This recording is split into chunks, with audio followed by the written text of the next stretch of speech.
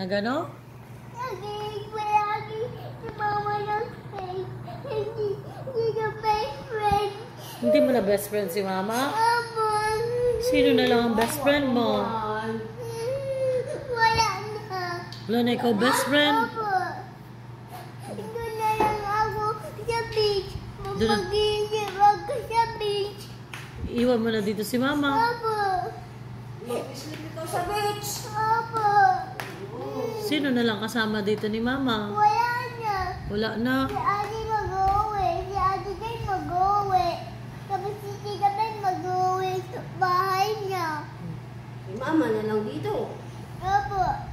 Oh. Si Papa magpupunta sa ayat. Dahil may best friend siya doon. Si Treasure. Wow. Wala na kasama rito si mama. Opo. Ikaw, saan ka na lang pupunta?